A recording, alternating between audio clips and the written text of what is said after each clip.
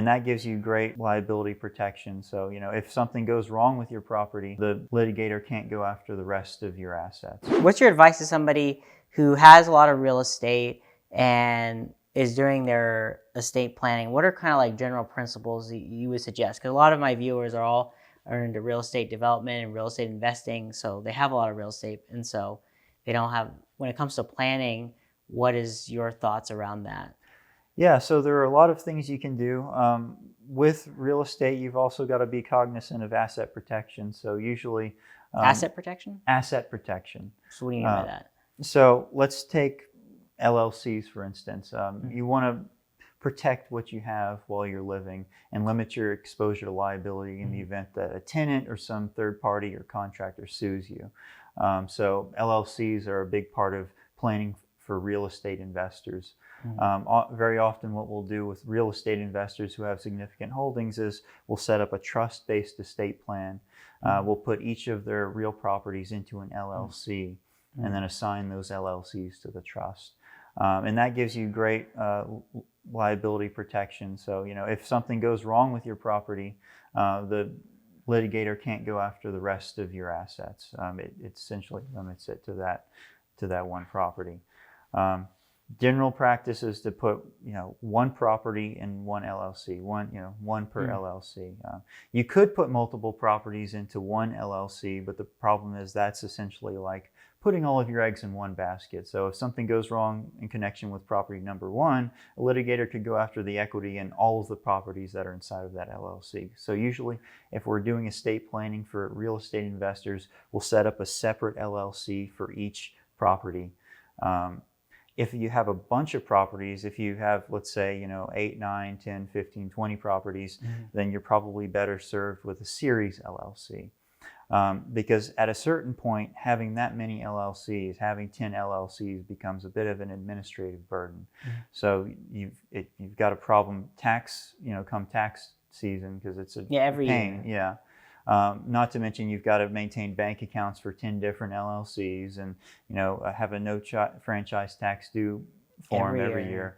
So the solution for that is a series LLC, which is designed to cut down on a lot of the administrative burden of having a multiplicity of LLCs. So the way a series LLC works is you have one master LLC, the series LLC, which effectively functions as a holding company. Within that master LLC, you can create any number of series, and these are protected series that function just like an LLC. And you can create as many series as you have properties, and so you can put each of those properties into its own series within this master LLC. And it creates a firewall of asset protection between each of these properties and puts a wall between these properties and you personally. When it comes to asset protection, insurance is always your first line of defense, but you do want to make sure that you've got LLCs in place to protect your real estate investments as a part of your estate plan.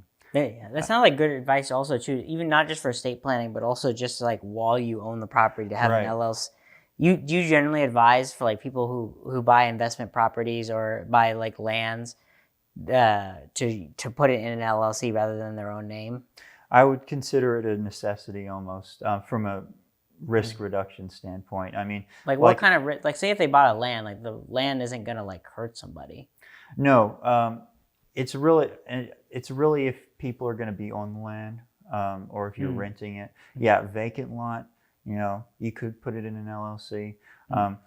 But it's really more for property that you're renting or developing in case somebody gets hurt there. I mean, you could get some marginal benefit from having a vacant land in an LLC in that if somebody sued you personally, they couldn't force you to liquidate the property that's holding that vacant.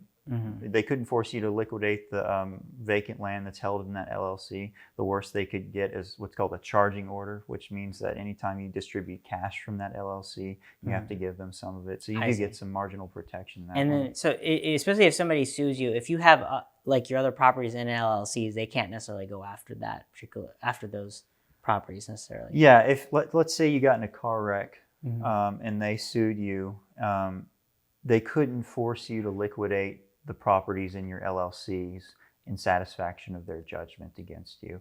The underlying policy is that courts don't want to interrupt the business activities of companies like LLCs, so they're not going to let somebody get in there and force you to sell a business asset and pay them.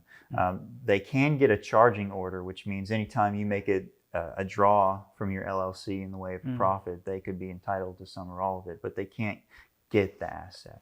I see. So it gives you some protection if like something major happens and they're coming after your assets. It becomes harder. Yes. So if you do get sued personally, then it's harder for them to get to it, and that's really kind of what asset protection is about: is putting up a bunch of barriers to make it hard for people to collect and make them just go for the low-hanging fruit, which is your insurance policy. You know, it's always a good idea to have a robust umbrella policy because insurance is always going to be your first line of defense. And plaintiffs' attorneys by nature are pretty lazy, and so if you have a policy there that would satisfy them and their client, chances are you can get them to stop there, hopefully.